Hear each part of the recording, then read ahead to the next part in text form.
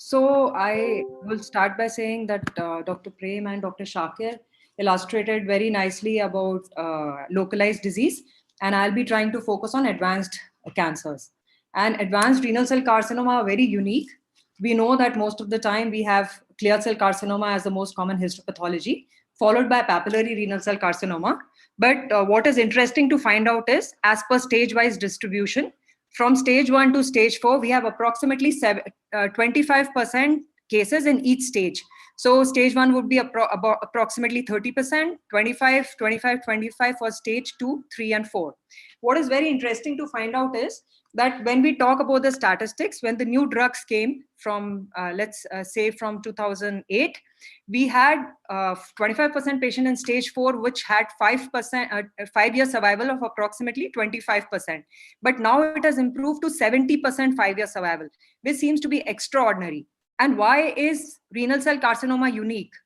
Well, renal cell carcinoma is unique because it's known to be an immune-driven cancer. That is, immunity drives this cancer. And what is important to understand is that almost 10% of the case who are treated in such way have complete response and no recurrence of disease in the subsequent years. So we started thinking of biological approaches rather than chemotherapy as a standard approach. And the first path we took was the cytokine. And cytokine in the old era was focused around interferon alpha. So a high dose of interferon alpha was used in isolation or along with bevacizumab in renal cell. And then, of course, it moved to the next generation, that is high dose interleukin 2. Now, high dose interleukin 2 had a problem that most of the patients needed ICU care because there was capillary leak phenomena which required ventilator. And this was quite toxic and very hard for most of the people, not just economically, but physically to endure. So we moved to more biological therapies, which included tyrosine kinase therapy. And this started in 2006 with sunitinib as an FDA-approved drug. And then we found out non-inferiority with pazopanib in 2009. And now the current biologic therapy, which we use very commonly in the first-line setting, is axitinib, which was got an FDA approval in 2012. At the same time, mTOR inhibitors in the form of temsirolimus and everolimus were approved in 2007 and 9. But unusual problem about about tyrosine kinase inhibitor were the unusual profile of toxicity. And most of these patients had mucositis, had hand-foot syndrome, and that made it very tough for them to walk or to even hold a glass sometimes. And then, of course, non-specific fatigue and headaches. This made us think of newer targets, smarter drugs, and smarter innovations. And therefore came the current era of next generation immunotherapy. So this all started, we all know that BCG was used in bladder cancer way back in 1975. So we have several decades of use of immunotherapy in uro-oncology.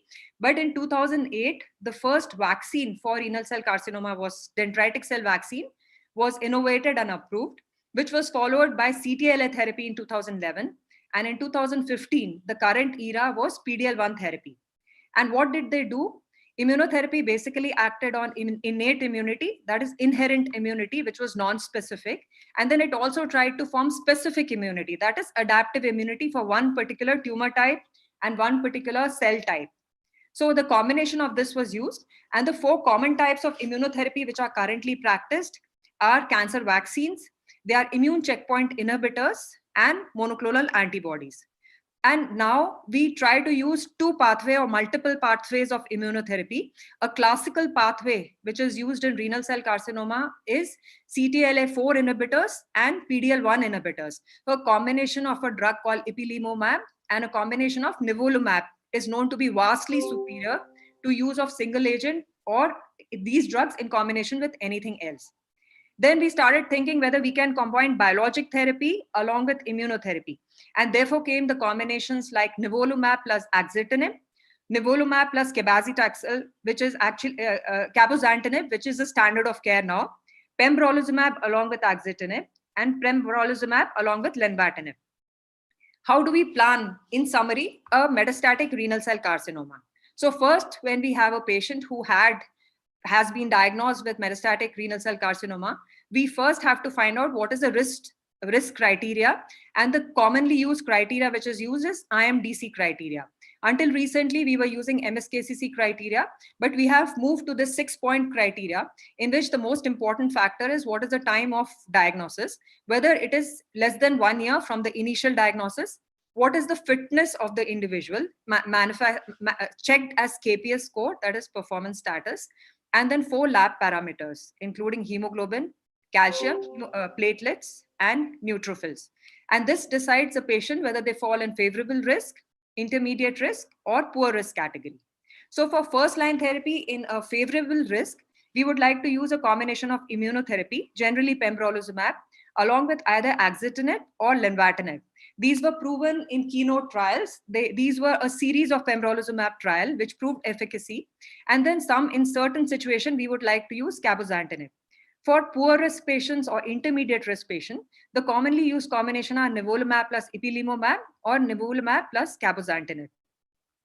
This again seems to be a very unique situation in which we have limited metastatic sites. So oligometastatic disease is basically defined in various situations as having less than 5 sites of disease or less than 3 sites of disease. So what would we do in such situation?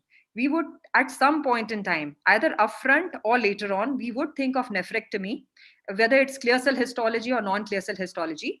But at the same time, all the metastatic site, whether it's 3 or 5, should be addressed either surgically, that is metastatectomy, or we would try to give stereotactic radiation to this, or some form of ablative therapies, including radiofrequency ablations. Talking about immuno-oncology and immunotherapy related side effects, well, these are very unique set of drugs, and the side effects also are kind of unique.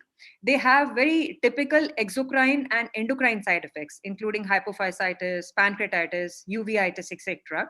And we have to monitor all these side effects from time to time. We would think of the next line of therapy if the patient relapses. But as I said initially, that 5-year survival for 4-year survival for a low risk patient could be as high as 70%, which is extraordinary. And for a poor risk, it could be in the tune of 50% 4-year survival. So all these drugs have to be interplayed and used in a way so that we maximize the survival and maximize the progression-free survival. Another very unique subset which I want to mention here is a papillary carcinoma. There are newer evidence to say that this is basically a MET-driven cancer. The MET gene mutation is the hallmark of papillary cell carcinoma. And recently we have again approval of cabozantinib in this subset, which inhibits VEGFR receptors, but alongside it inhibits AXL inhibitors and MET receptors. So in summary, renal cell carcinoma is an immune-driven cancer, and the pointers are use of immunotherapy and biological therapy, which happen to be the backbone in this type of malignancy. Thanks so much.